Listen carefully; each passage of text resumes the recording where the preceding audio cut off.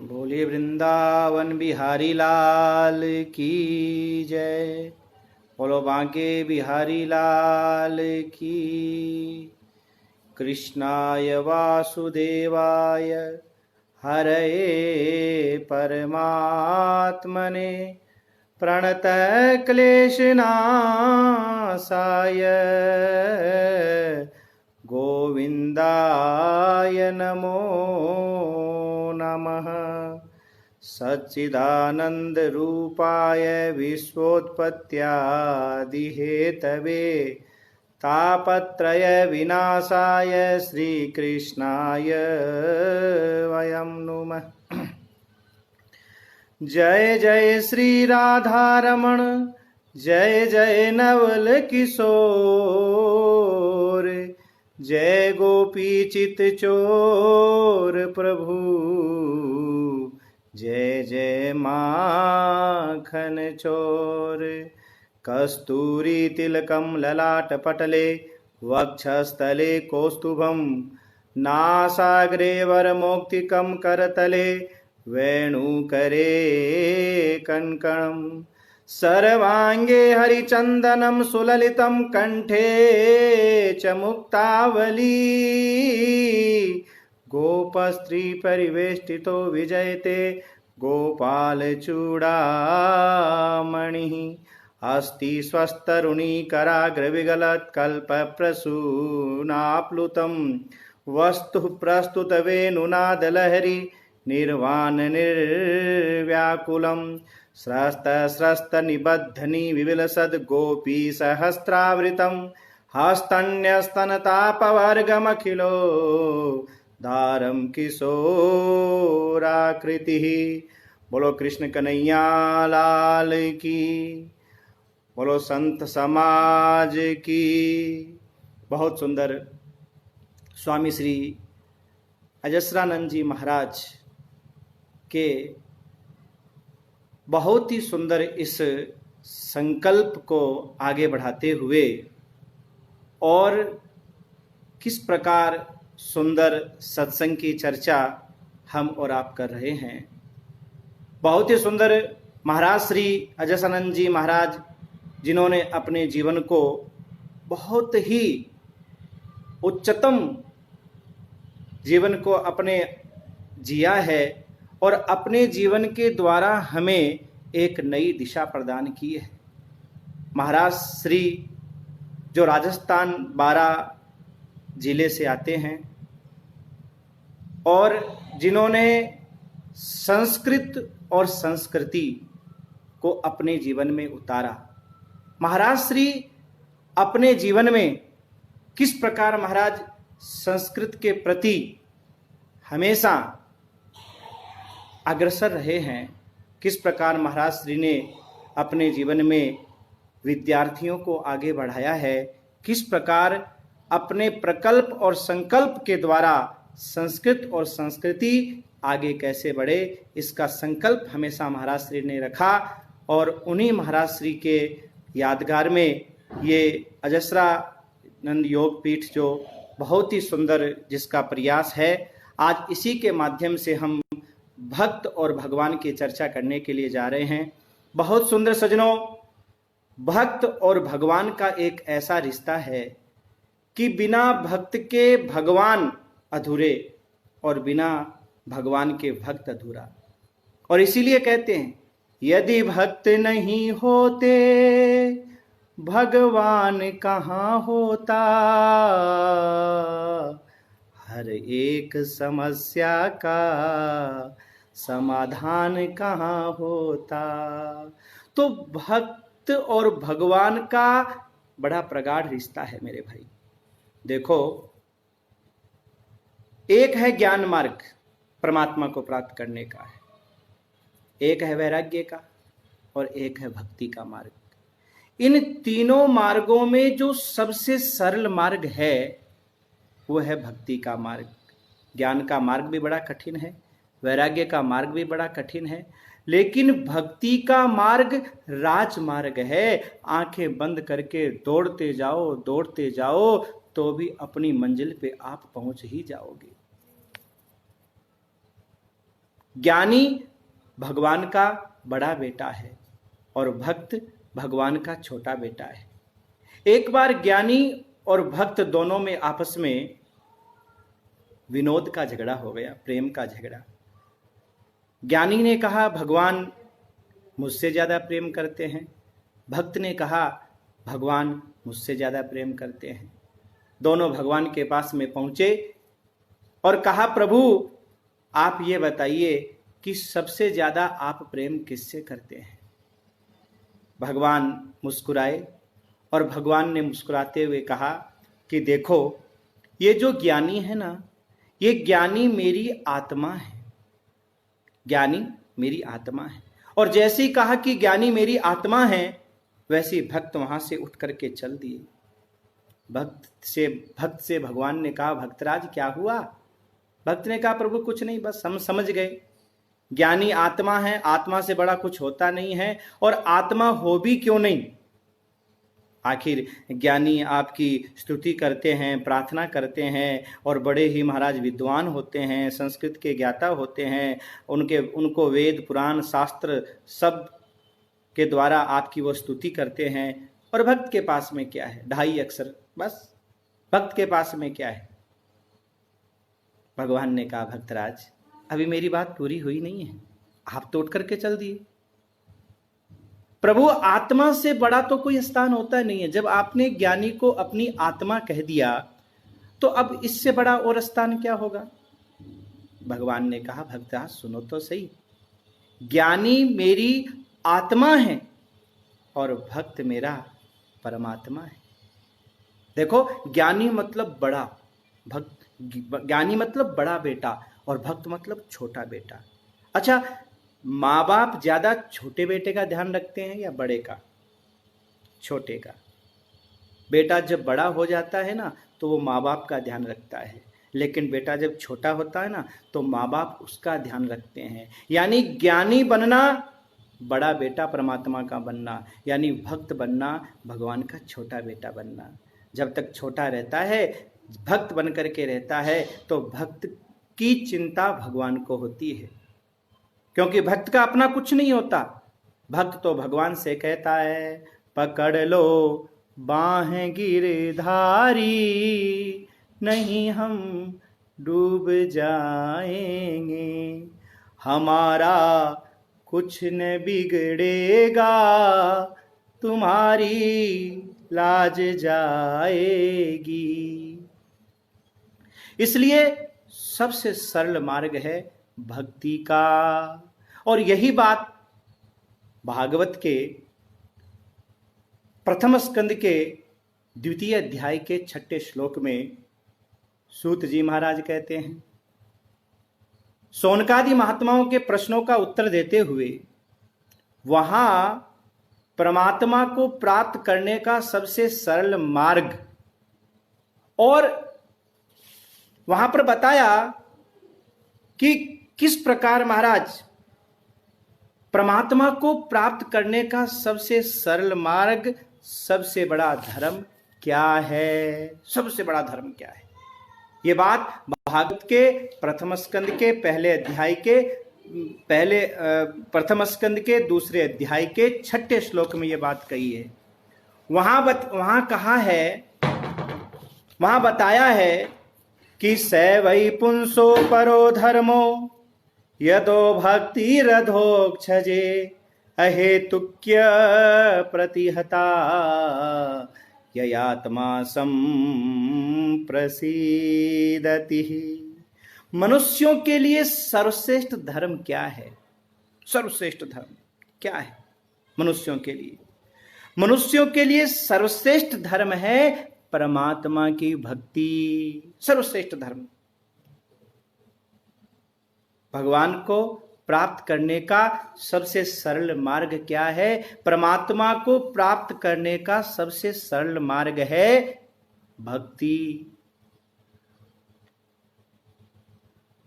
सबसे सरल मार्ग भक्ति। यहां 2 प्रकार की बताई है, अहेतुक्य प्रतिहता ययात्मा संप्रसीदति। एक है हेतु की भक्ति, और एक है अहेतुकी भक्ति। हेतुकी माने स्वार्थ की और अहेतुकी माने निस्वार्थ की। हेतुकी भक्ति, स्वार्थ की भक्ति देखो नहीं करने से अच्छा है चलो स्वार्थ की भक्ति करो, लेकिन यहां बताया है कि निस्वार्थ भक्ति को सबसे बड़ा यहां बताया। निस्वार्थ भक्ति सबसे बड़ी भक्ति है। निस्वार्थ भक्ति कभी घटती नहीं है। स्वार्थ, देखिए स्वार्थ की भक्ति तो घटती रहती है, लेकिन निस्वार्थ की भक्ति कभी घटती नहीं। निस्वार्थ की भक्ति तो हमेशा बढ़ती जाती है। एक भक्ति होती है जिसमें स्वार्थ होता है, हे भगवान हमारे बेटे का विवाह हो जाए तो तेरे स्वामिनी करें, 56 भोग लगाएं, तेरे दर पे पैदल आएं, ये स्वार्थ की है। बेटे का विवाह हुआ, अपने अनुकूल अगर बहू नहीं आई तो क्या होगा, भक्ति घटेगी। हम पैदल तो क्या गाड़ी में बैठ के भी नहीं जाएंगे क्योंकि हमारे अनुकूल बहू नहीं आई। लेकिन जो निस्वार्थ भक्ति करता है वो निस्वार्थ भक्ति हमेशा बढ़ती है, घटती नहीं है, हमेशा बढ़ती है निस्वार्थ भक्ति। हे प्रभु तुझे जैसे रखना है रख, तुझे जो करना है कर, मुझे तुम्हारा नाम लेना है तो लेना है, मुझे तुम्हारे दर पर आना है तो आना है, मुझे तुम्हारा भजन करना है तो करना है। यह है निस्वार्थ की भक्ति। लेकिन सज्जनों जीवन में सर्वोपरि भक्ति है। देखिए व्याधस्य चरणम ध्रुवस्य च वयो विद्या गजेन्द्रस्य का जाति विदुरस्य यादव पते उग्रस्य किं पौरुषम कुब्जायां कमनीय रूपमधिकं किं तत्सुदाम्नो धनम भक्त्या तुष्यति केवलम न च विभो भक्ति प्रियो माधवः। देखिए व्याधस्य चरणम ध्रुवस्य चवयो विद्या गजेन्द्रस्य क्या, विद्या गजेन्द्रस्य का, व्याध का आचरण क्या था, गजेंद्र ने कौन सी विद्या पढ़ी थी, का जाति विदुरस्य, विदुर की जाति क्या थी, हाँ का जाति विदुरस्य यादव पते। कोई कहे कि भगवान तो बहुत ही आचार विचार करने वाले को प्राप्त होते हैं, कोई कहे कि भगवान बहुत पढ़े लिखे को प्राप्त होते हैं, कोई कहे कि भगवान तो बहुत ऊंचे कुल में जो उत्पन्न हुआ है उसको प्राप्त होते हैं, कोई कहे कि भगवान बहुत जो सुंदर है उसे प्राप्त होते हैं। तो जरा ये बताइए गजेंद्र ने कौन सी विद्या ग्रहण की थी, विदुर जी कौन से बड़े वंश के थे, उग्रसेन जी महाराज का क्या पौरुष था, क्या बल था। कोई कहे भाई भगवान बलशालियों को ताकतवर कोई मिलते हैं। कुब्जा के अंदर कौन सी सुंदरता थी, किम तत् सुदामनो धनम। कोई कहे कि भैया भगवान धनवानों को मिलते हैं, तो सुदामा के पास में कौन सा धन था। सुदामा के पास में एक ही धन था और वो था राम नाम रूपी धन, संतोष रूपी धन। और मेरे भाई इस धन के सामने जब आए संतोष धन, सब धन धूरी समान। जब ये संतोष रूपी धन जीवन में आता है तो सब धन महाराज इसके पीछे छोटे पड़ जाते हैं। सुदामा के पास में भक्ति रूपी धन था। भक्त्या तुष्यति केवलम न च विभो भक्ति प्रियो माधव। भक्त्या तुष्यति केवलम न च विभो भक्ति प्रियो माधव। भगवान तो भक्ति प्रिय हैं और वो भी अहेतुकी भक्ति को यहां सर्वश्रेष्ठ कहा है। पोथी पढ़ पढ़ जुग मुया, पंडित भया न कोई, 2.5 अक्षर प्रेम का पढ़े सो पंडित होय। भगवान को प्रेम से जिसने भी पुकारा, भगवान दौड़ करके आए। ध्रुव जी महाराज की अवस्था 5 वर्ष की। 5 वर्ष की अवस्था में ध्रुव जी महाराज ने भगवान को पुकारा, हृदय से पुकारा और दृढ़ निष्ठा से पुकारा। और जब दृढ़ निष्ठा से भगवान को पुकारा तो भगवान को आना ही पड़ा। और 5 वर्ष की अवस्था में भगवान को ध्रुव जी ने प्राप्त कर लिया। कारण देखिए, उन्होंने अपनी तपस्या को निरंतर बढ़ाया, भक्ति को निरंतर बढ़ाया। हम लोग जब भजन करते हैं तो एक बार तो बड़े मन से उत्साह के साथ में बड़ी भक्ति की ओर जाएंगे, माला लेकर के बैठेंगे, जप करेंगे, पाठ करेंगे, फिर धीरे धीरे आलस्य आने लगेगा। एक दिन 11 माला जपी, दूसरे दिन हमने उसको कम कर दिया और फिर कोई ऐसी झंझट में फंस गए, फिर एक दिन जपना ही बंद कर दिया। हम अपनी भक्ति को घटाते हैं, पर ध्रुव जी महाराज ने अपनी भक्ति को बढ़ाया। और ध्रुव जी ने जब अपनी भक्ति को बढ़ाया, पहले 3 दिनों तक महाराज न कुछ खाना न कुछ पीना। 3 दिन के बाद में जब आंखें खुलती तो कपित्थ का फल खा करके और फिर महाराज ओम नमो भगवते वासुदेवाय का जप करना। 1 मास तक इसी तरह से भक्ति करते रहे, भजन करते रहे। दूसरा महीना प्रारंभ हुआ, 6 दिनों तक न कुछ खाना न कुछ पीना। 6 दिनों बाद में ध्रुव जी महाराज केवल सूखे पत्ते खा करके ओम नमो भगवते वासुदेवाय का जप करते रहे। तीसरा महीना प्रारंभ हुआ, 9 दिनों तक न कुछ खाना न कुछ पीना और उसके बाद में महाराज जल पी करके और भगवान की भक्ति करते रहे।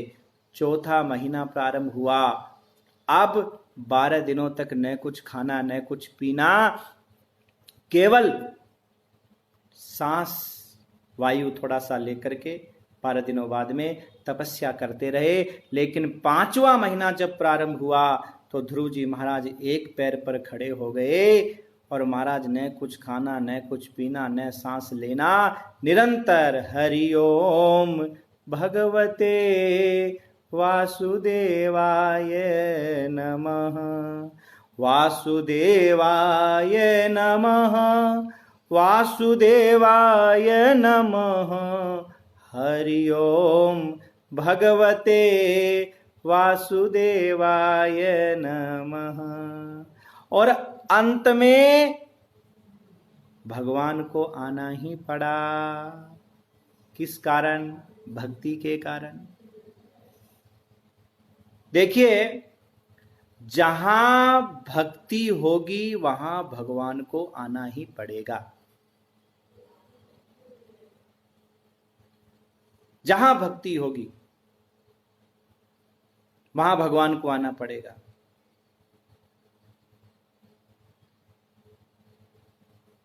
चाहे वो पढ़ा लिखा हो, चाहे वो सुंदर हो, चाहे वो कुरूप हो, चाहे वो छोटा हो, चाहे वो बड़ा हो,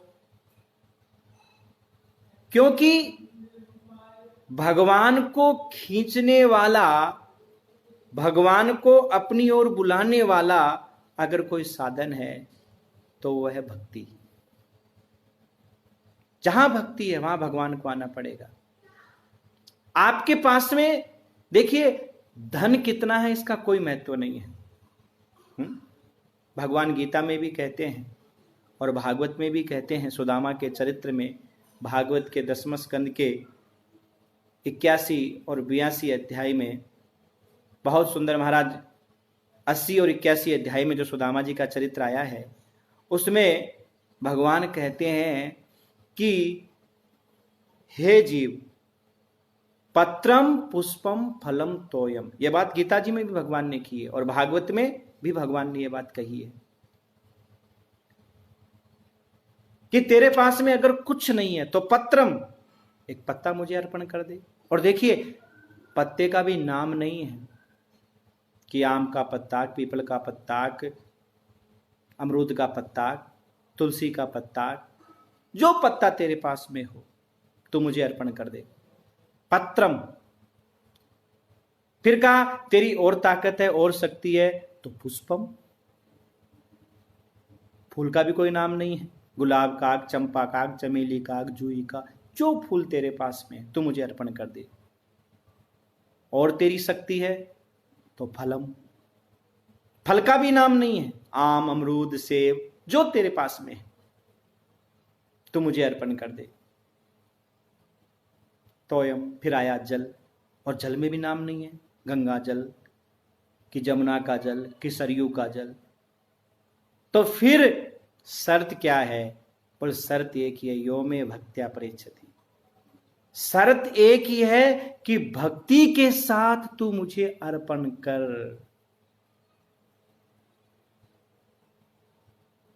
भागवत के महात्म्य में नारद जी महाराज भक्ति देवी से कहते हैं, त्वम तु भक्ति प्रिया तस्य सततम प्राण तोधिका।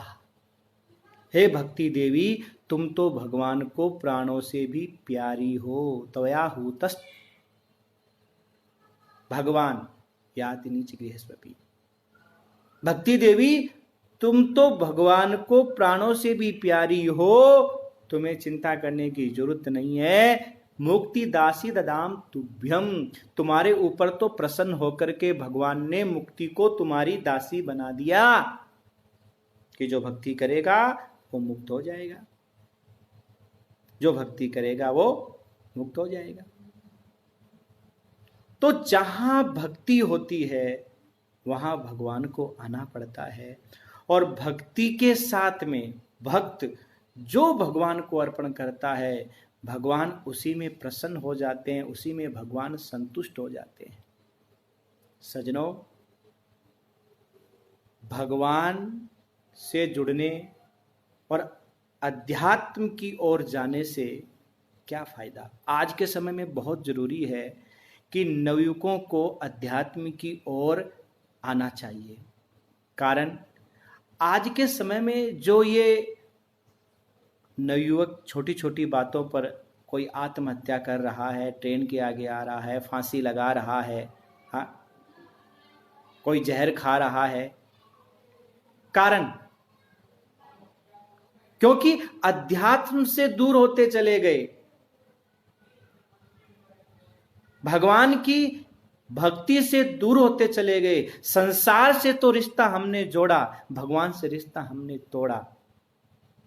देखिए, जब हम भगवान से जुड़े होते हैं तो बड़े से बड़े कठिन समय में भी हम मुस्कुराते हुए अपने उस विपरीत समय को निकाल देंगे। और जब हम भगवान से न जुड़ करके केवल संसार से जुड़े होते हैं तो थोड़ा सा दुख आते ही महाराज घबरा करके कोई ट्रेन के आगे कूद जाता है, कोई फांसी लगा लेता है, कोई आत्महत्या कर लेता है। सजनों, आज के समय में ये बहुत हो रहा है। इसलिए भगवान से जुड़ना, भक्ति से जुड़ना ये बहुत ही आवश्यक है।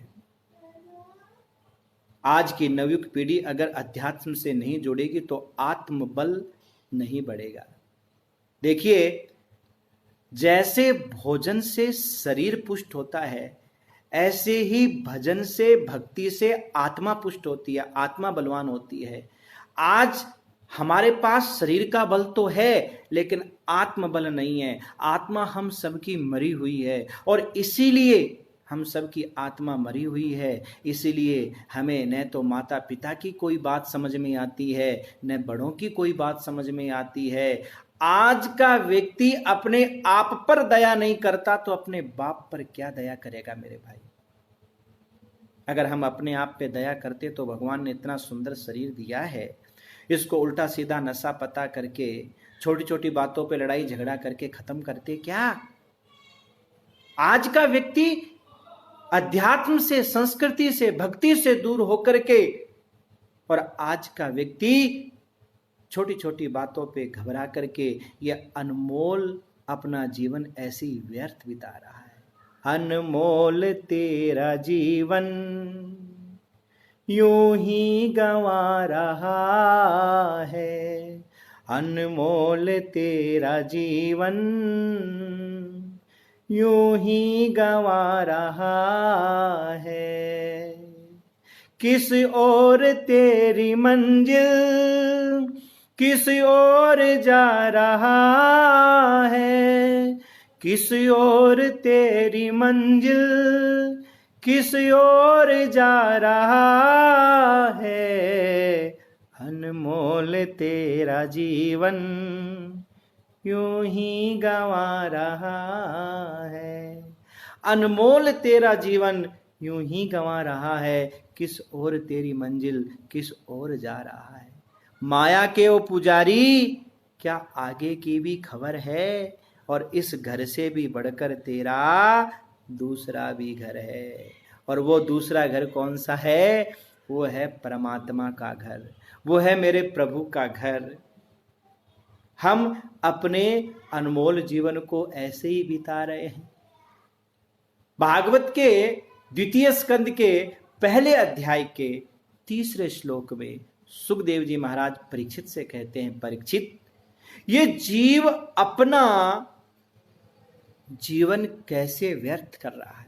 निद्रया ह्रियते नक्तम व्यवायेन चैवावय दिवाचार्थे हया राजन कुटुंब भरनेन वा।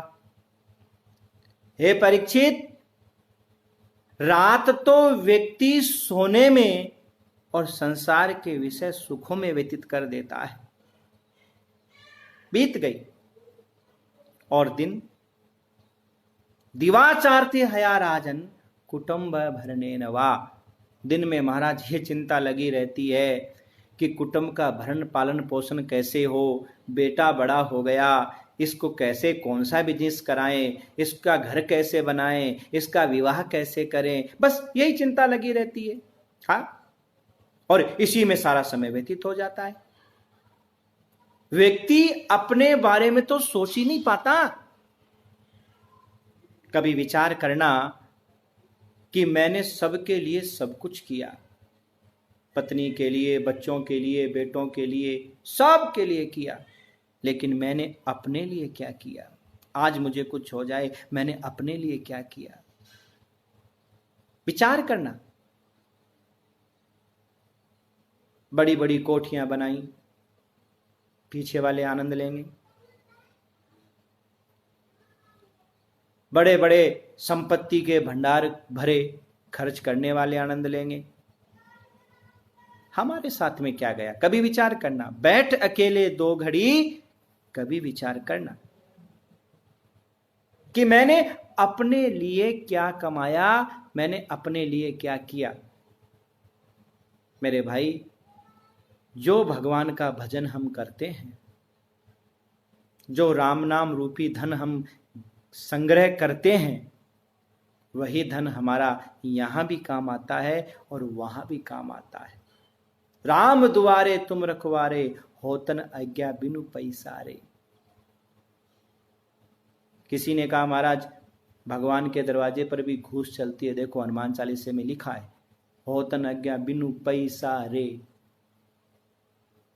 बिल्कुल सही है, चलती है, लेकिन वहां ये पैसा नहीं चलता मेरे भाई। वहां तो राम नाम रूपी धन चलता है। जिन जिन ने ये मोती लूटे, वो तो माला माल हुए। धन दौलत के बने पुजारी, आखिर वो कंगाल हुए। सोने चांदी वालों सुन लो, बात सुनाऊं खरी खरी। ले लो रे कोई राम का प्यारा, शोर मचाऊं गली गली। वहां महाराज ये संसार का पैसा, संसार का धन, संसार की दौलत नहीं चलती। वहां तो राम नाम रूपी धन चलता है, राम नाम रूपी। यानी जिसके पास में ये राम नाम रूपी धन है वो तो महाराज भगवान के दरबार में पार हो गया, और जिसके पास में राम नाम धन रूपी धन नहीं है वो महाराज बेकार हो गया। देखिए, बंधन का और मोक्ष का कारण है मन। बंधन का कारण भी मन है, मोक्ष का कारण भी मन है। भागवत के तृतीय स्कंद के 25वें अध्याय के 15वें श्लोक में कपिल देहूति संवाद में भगवान कपिल नारायण ने कहा, हे मां, व्यक्ति के बंधन का कारण भी है मन, व्यक्ति के मोक्ष का कारण भी है मन। मनुस्मृति में भी कहा है, मन एवं मनुष्याणाम कारणम बंध मोक्षयो।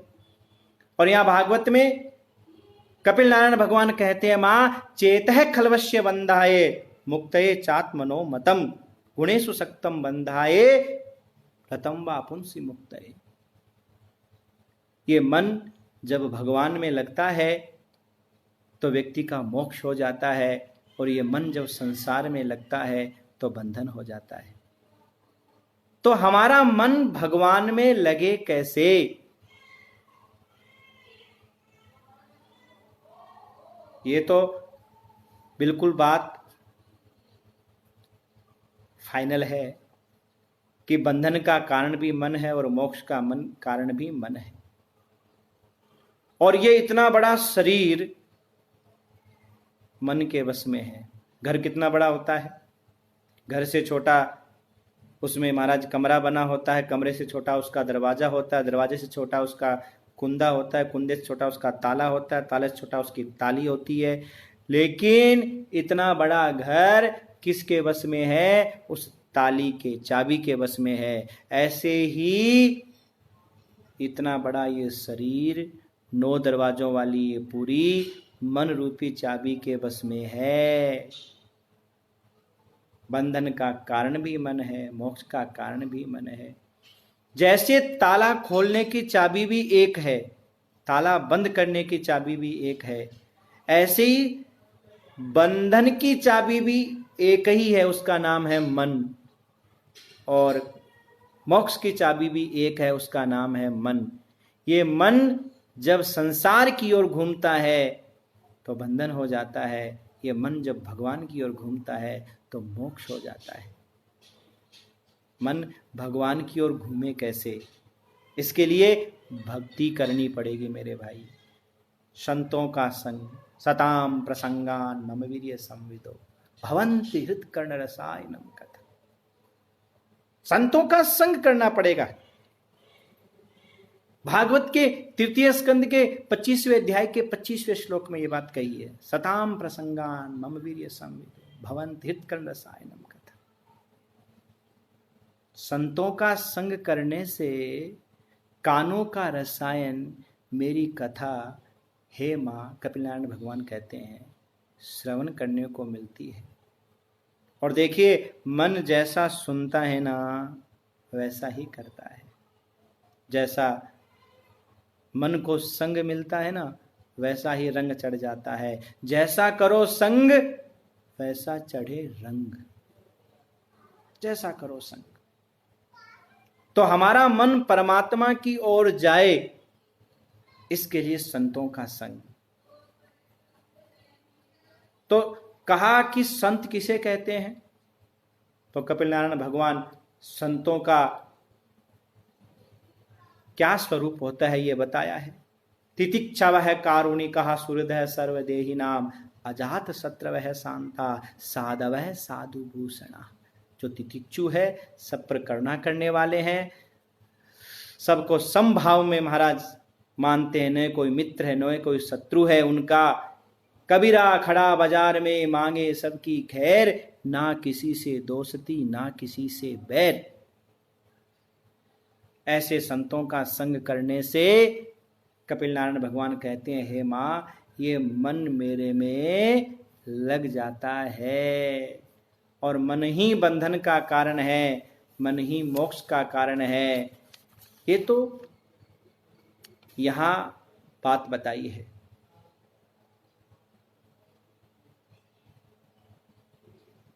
जिन्होंने आज तक भगवान को प्राप्त किया है, उनके जीवन में चाहे कितनी भी मुश्किलें आई, देखिए जीवन है ही मुश्किल का नाम। जब तक जिएंगे, दुनिया में अगर आए हैं जीना ही पड़ेगा, और जीवन है अगर जहर तो पीना ही पड़ेगा।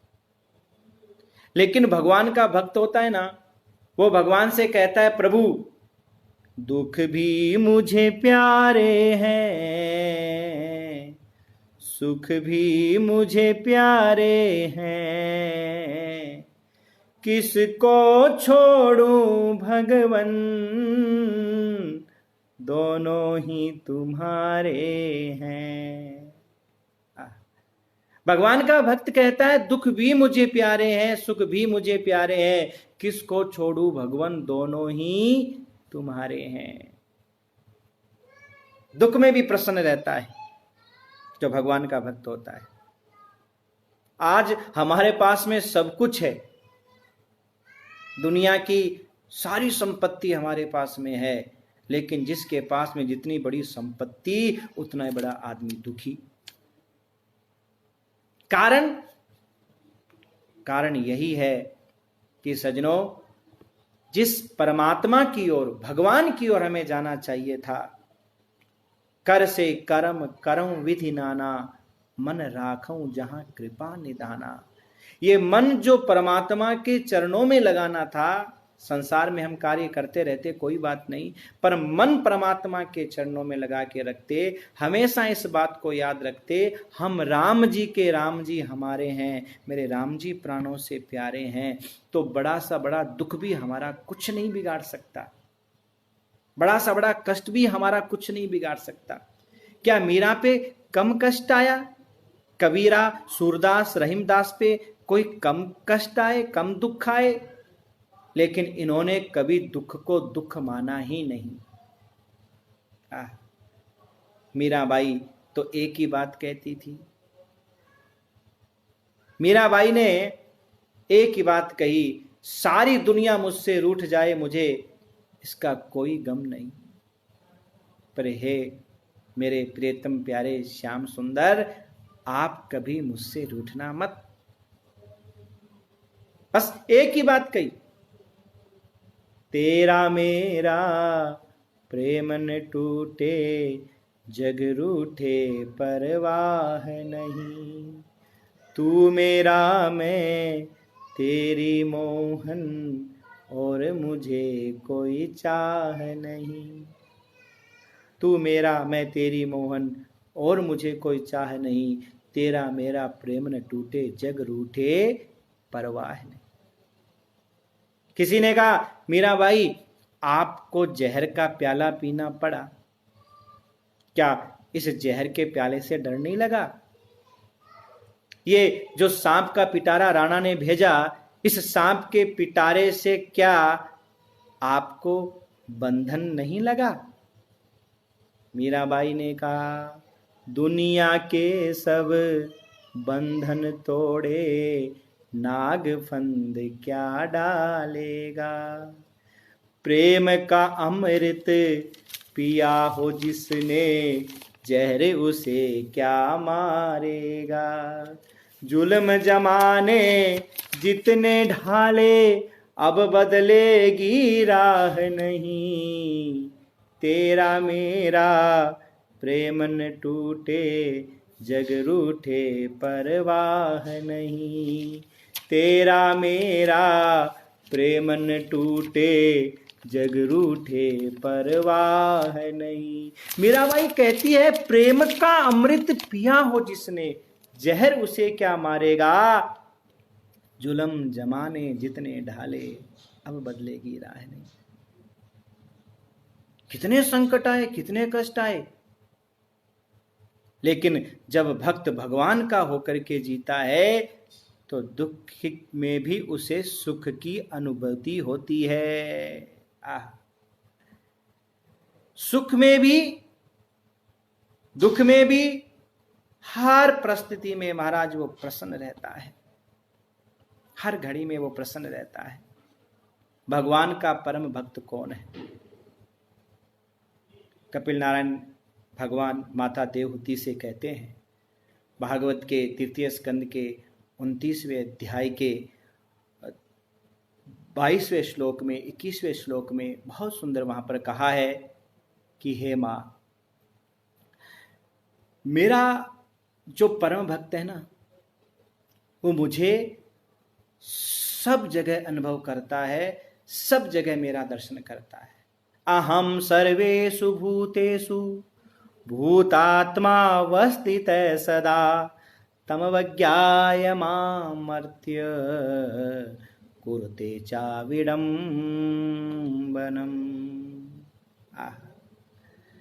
सब जगह मेरा दर्शन करता है वो। अहम सर्वेषु भूतेषु, आहा, मैं सब जगह हूं, सब जगह। ऐसा जो अनुभव करता है, और सिया राम मैं सब जग जानी, करहूं प्रणाम जोर जुग पाणी। जो सब जगह सिया राम में समझ करके सब जीवों पर दया करता है, वो मेरा परम भक्त है। और केवल मेरी मूर्ति की महाराज पूजा करे, अर्चना करे, खूब वंदना करे, और मेरी बनाई हुई मूर्ति पर, जो इंसान की बनाई हुई मूर्ति है, उसकी तो खूब पूजा करे, खूब पाठ करे, खूब भंडारे करवाए, और महाराज जो मेरी बनाई हुई इंसान रूपी मूर्ति है उससे द्वेष करे।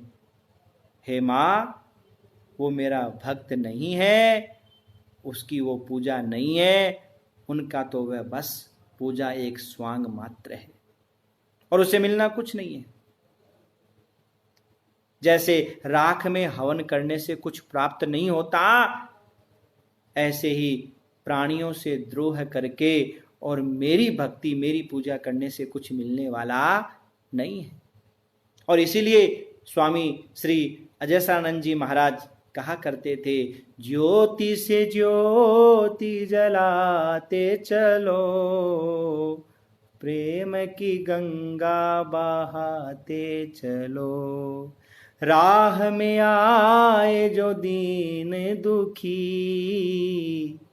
उनको गले से लगाते चलो। बस इन्हीं श्लोकों का भाव स्वामी जी ने अपने जीवन में उतारा कि दीन दुखी कोई भी दिखाई दे, उसमें भी भगवान का स्वरूप ही समझो। उस परमात्मा के अलावा और संसार में कुछ है ही नहीं। जो कुछ दिखाई देता है वो परमात्मा का ही स्वरूप है, परमात्मा का ही रूप है, उसके अलावा और दुनिया में कुछ नहीं है। स्वामी जी महाराज भी सब जीवों में परमात्मा का स्वरूप समझते हुए और उनकी सेवा भाव में अपने जीवन को समर्पित कर दिया। हम अपने बच्चे को कलेक्टर बनाना चाहते हैं और पड़ोसी का बच्चा भी चपरासी भी नहीं बने, हमेशा यही सोचते हैं। लेकिन स्वामी जी ने अपने जीवन में जो विद्या रूपी सबसे बड़ा धन है, इसका दान इतना किया कि जो भी योग्य बालक देखा करते थे तो स्वामी जी महाराज उसको अपनी ओर से प्रेरणा दे करके और न जाने कितने हजारों बालकों को बनारस में अच्छे अच्छे विद्यालयों में भेज करके और उनको विद्या ग्रहण करवाया। आज उनके द्वारा प्रेरित और उनके द्वारा जिन बालकों का खर्च उठाया गया, चाहे वो आर्थिक खर्च हो, सब उठाया गया। आज वो बच्चे बड़े बड़े विद्वान बन करके अच्छी अच्छी पोस्ट पर बैठे हुए हैं, क्योंकि विद्या से बड़ा कोई दान नहीं है। सबसे बड़ा दान है विद्या, और विद्या जितनी बांटो उतनी बढ़ती है महाराज, जितनी बांटो। और स्वामी जी के जीवन में ये सब आया कैसे? क्योंकि स्वामी जी को अच्छे अच्छे संतों का संग मिला, अच्छे अच्छे संतों का। महाराज निरंजन देव तीर्थ जी के द्वारा उन्होंने विद्या ग्रहण की जयपुर में। करपात्री जी महाराज का सुंदर उनको सानिध्य मिला, और ऐसे संतों का संग करने से उनका मन, शरीर तो संसार में था लेकिन मन निरंतर उनका भगवान में रहता था। और ऐसे परम भक्त श्री स्वामी जी महाराज, जिन्होंने हर जीव में परमात्मा का दर्शन किया। और देखिए, आपने गांव में सुना होगा लोग राम राम करते हैं, भैया राम राम राम राम राम राम। कभी आपने सोचा ये राम राम का मतलब क्या है? राम राम का मतलब है तुझ में राम, मुझ में राम, सब में राम समाया। सबसे कर लो प्रेम, जगत में कोई नहीं पराया। सबसे कर लो प्रेम, जगत में कोई नहीं पराया। बोलो राम राम राम, बोलो राम राम राम, बोलो राम राम राम, बोलो राम। तुझ में राम, मुझ में राम, सब में राम समाया। जैसे एक सोने के अनेक आभूषण बनते हैं, लेकिन सुनार के नजर में वो सोना है, आभूषण के रूप में अलग अलग उसके नाम हैं। ऐसे ही दुनिया में जो भी दिखाई देता है सब अलग अलग नामों से पुकारे जाते हैं, लेकिन वास्तव में वो परमात्मा ही है, उसके अलावा और कुछ नहीं है। भगवान का जो परम भक्त है ना, वो भगवान की भक्ति के अलावा और कुछ चाहता भी नहीं है। यही बात भागवत के तृतीय स्कंद के 29वें अध्याय के 11वें श्लोक में भगवान कपिल नारायण अपनी माँ से कहते हैं, हे माँ, मद गुण श्रुति मात्रेण मयि सर्व गुहाशये मनोगतिरविच्छिन्ना यथा गंगाम सोमबुधौ। मेरा जो परम भक्त है उसका मन निरंतर गंगा प्रवाहवत मेरे में ही लगा रहता है। और दीयमानम न गृह्णन्ति बिना मत सेवनम जनाहा, मेरी सेवा के अलावा और कुछ नहीं चाहता। हनुमान जी महाराज को माता सीता ने अष्ट सिद्धि नव निधि का वरदान दिया। अष्ट सिद्धि नव निधि के दाता, असबर दीन जानकी माता। अष्ट सिद्धि नव निधि का महाराज वरदान दिया।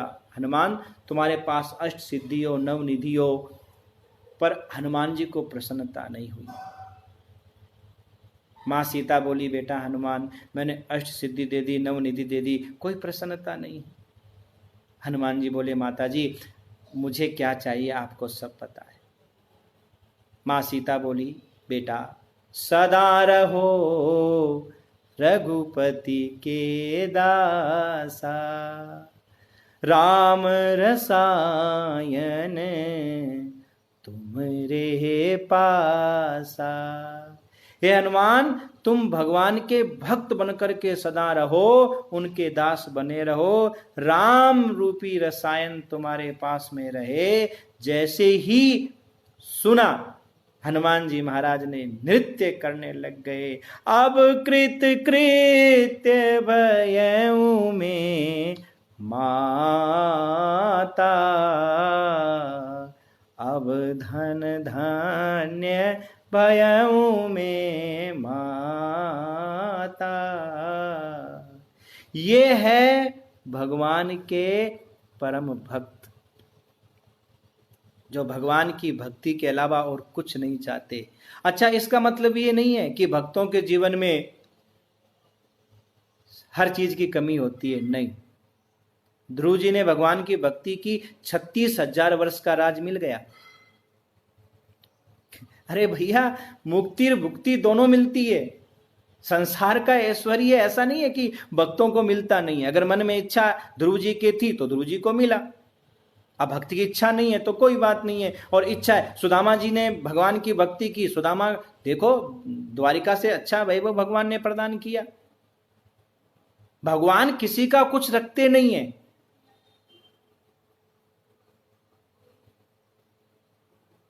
एक भक्त से लेते हैं, एक भक्त को दे देते हैं। नरसिंह मेहता ने अपनी 56 करोड़ की माया को लुटाया, और जब उनकी बेटी की बेटी का ब्याह होने का समय आया, भात का समय आया,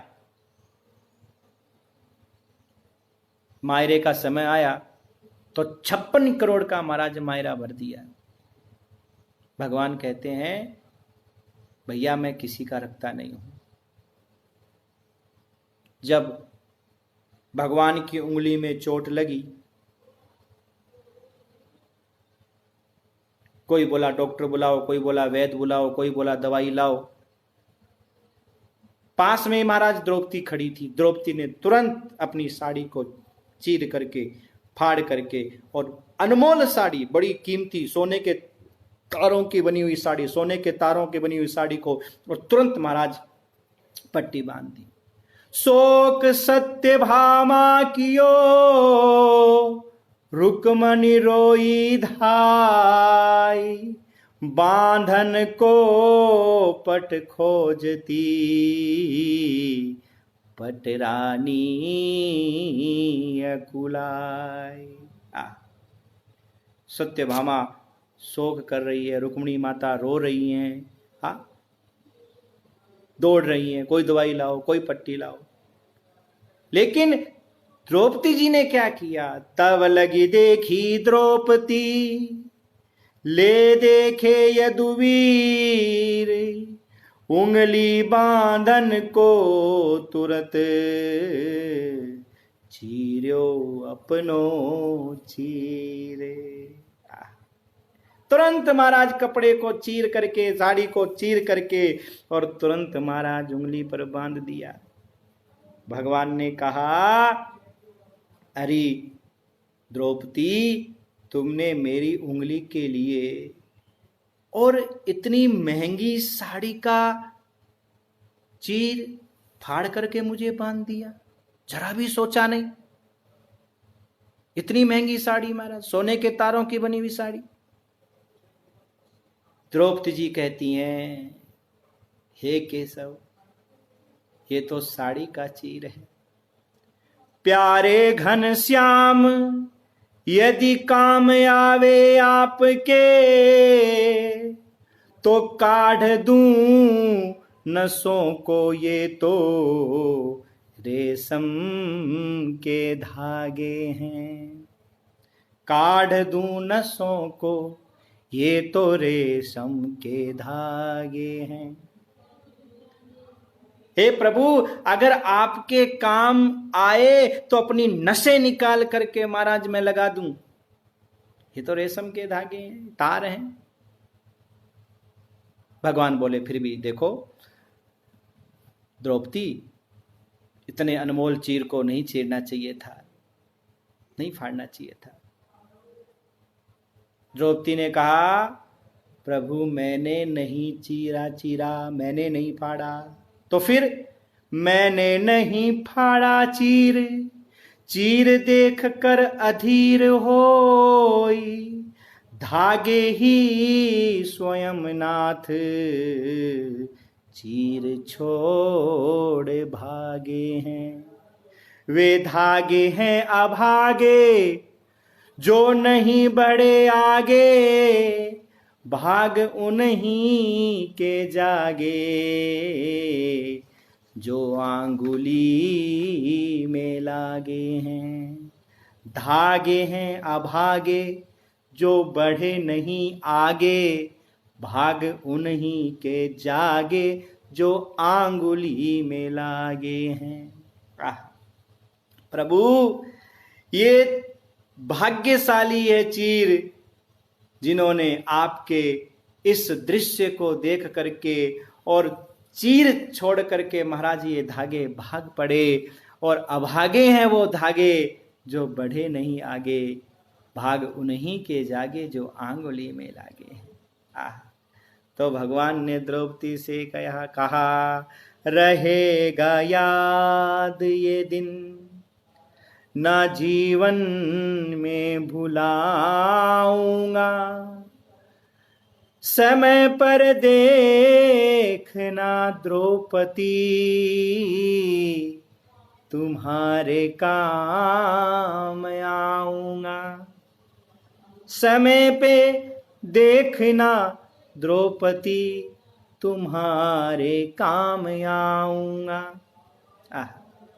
और भगवान आए, लेकिन एक बात और देखिए, भगवान द्रौपदी की लाज बचाने के लिए जब तक नहीं आए, जब तक द्रौपदी ने याद नहीं किया। मेरे परमात्मा कहते हैं, हे जीव, अगर तू मेरी दया चाहता है, भगवान कहते हैं, तू अगर मेरी दया चाहता है तो एक काम कर। क्या? दया का उल्टा कर। दया याद, तू याद कर, मैं तेरे ऊपर दया करने के लिए तैयार हूं। यानी भक्त जब भगवान को याद करता है तो भगवान याद का उल्टा दया करते हैं। जब तक पतियों का भरोसा रहा, भगवान नहीं आए।